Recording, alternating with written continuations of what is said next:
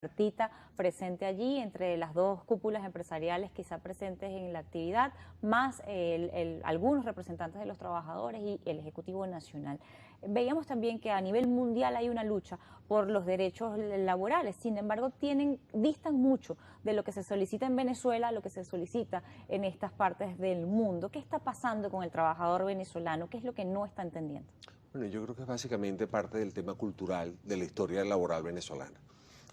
Hay aspectos positivos que uno tiene que resaltar. La OIT dice cumplamos los mecanismos y los convenios internacionales firmados por Venezuela, se está reuniendo el Estado, se está reuniendo los patronos, se está reuniendo los trabajadores y hay por lo menos hay conversaciones. Y está monitoreado por la OIT a ver cómo están haciendo esto para ver cómo funciona. Eso es un avance a lo que estaba pasando antes, que la gente no hablaba y se hablaba mal de las cámaras empresariales, de los sindicatos, del Estado, entonces era muy difícil conversar. Acá hay una especie como de y él probablemente va por el Ministerio del Trabajo que dice vamos a sentarnos a conversar, a fijar unas reglas que funcionen. Pero los conflictos laborales son evidentes y funcionan y ocurren en todas partes del mundo. Yo te hablaba antes que en Inglaterra ahorita hay un conflicto laboral importante, pero el conflicto laboral es para ganar más remuneración, porque la remuneración que reciben es muy baja. En Francia hay un conflicto laboral inmenso, porque están aumentando la edad de jubilación de 62 a 64 años. Pero no se está discutiendo mi beneficio en qué otras cosas impacta. Porque en Venezuela, desafortunadamente, siempre hemos visto la seguridad social y la legislación laboral como un solo ente, cuando son entes diferentes.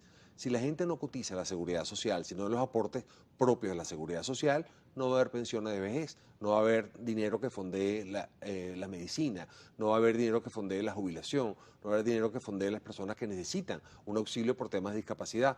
Y ese es un problema importante, neurálgico, completo. Es decir, los problemas son enteros, es un todo, no son cosas pequeñas por separado.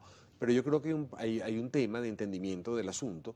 Yo creo que cuando hablamos con dirigentes sindicales de vieja data, que a lo mejor se formaron bajo la ley de 70, la ley de 73, la ley de 78, y quieren los beneficios de esa época en un mundo que es diferente. Pero es que Venezuela también es diferente. Y yo creo que alguien puede tomar el liderazgo, decir, vamos a cambiar para que la gente gane bien.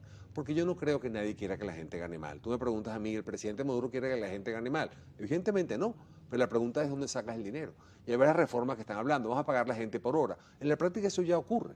El contrato de trabajo es un contrato bilateral, ahí te pagan por trabajar y si no vienes a trabajar no te pagan. Pero quieren establecer En algunos casos. un sistema de remuneración que básicamente al final la gente gane más hoy. Y es el problema con el trabajo independiente. La gente se dio cuenta que trabajando independientemente en un servicio de delivery, en un servicio diferente, gana mucho más. Entonces vamos a ocuparnos en regular a esa gente que está ganando más.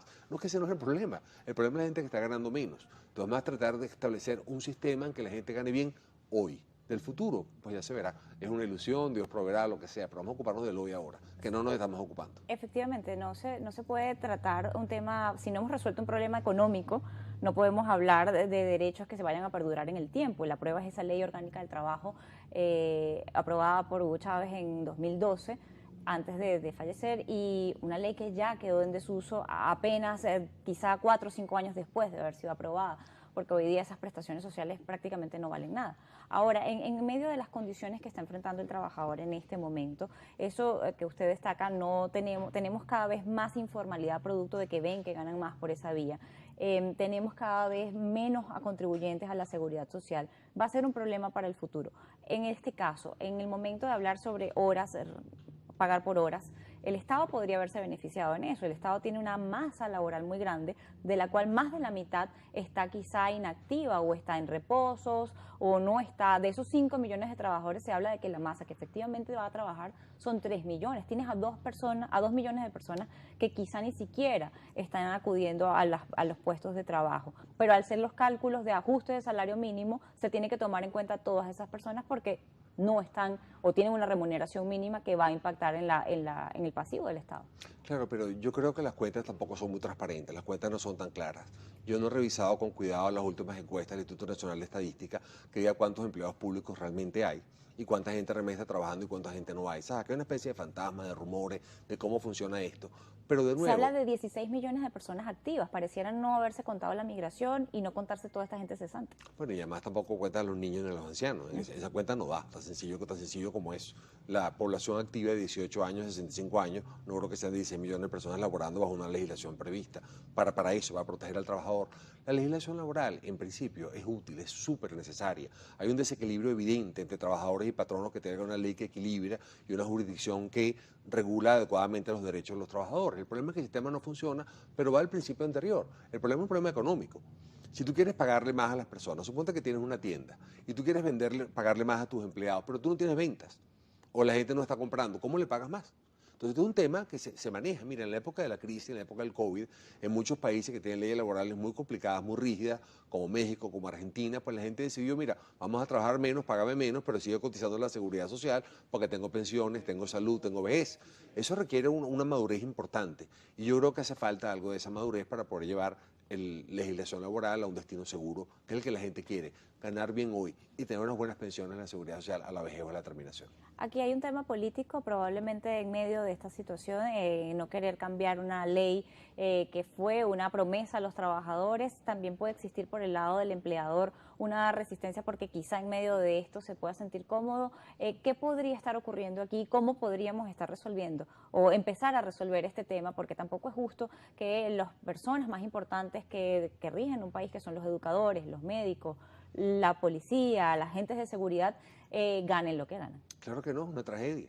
Pero fíjate que esto empezó mal, porque cuando la reforma de la Constitución, cuando la Constitución del 99 se establecieron provisiones típicas de ley, cámbiese la ley orgánica del trabajo. Además decía que lo tenía que hacer la Asamblea Nacional. La Sala Constitucional dijeron, usted está en retraso, está con misión legislativa, legisle. En esa época el presidente Maduro era el presidente de la Asamblea Nacional y el último día dijo, necesito más tiempo porque los estudios financieros no están hechos y esto es una ley compleja. Y después el presidente Chávez, probablemente cargado de buenas intenciones, lo voy a publicar yo. Él no era el que lo debería dictar, debería sido de la Asamblea Nacional, pero después que la dictó, ¿cómo la cumplen? Si vuelven con sistemas que el presidente Chávez era un gigante político, pero yo no creo que era una persona técnica desde el punto de vista de la legislación laboral. Entonces, probablemente hizo lo mejor que él pudo, pero no servía para Venezuela. Entonces, ¿de qué te sirve una ley maravillosa, una ley que establece beneficios grandiosos, cuando en la práctica la gente vive mal? El tema de los educadores es una tragedia. El tema de los policías, el tema de la seguridad, cómo tú manejas eso. Esa gente tiene que ser la que mejor pagada está. Y desafortunadamente no lo está. No creo que sea necesariamente por la ley, sino por un problema económico de fondo que es importante. Y creo que es la raíz del problema. Le agradezco haber estado con nosotros la tarde de hoy, Noticias Globovisión Economía. Estaba con nosotros Juan Carlos Prorrísquez, jefe de la Cátedra de Derecho de Trabajo de la Universidad Central de Venezuela. Así vamos a poner punto final. Recuerde que la información la amplía a través de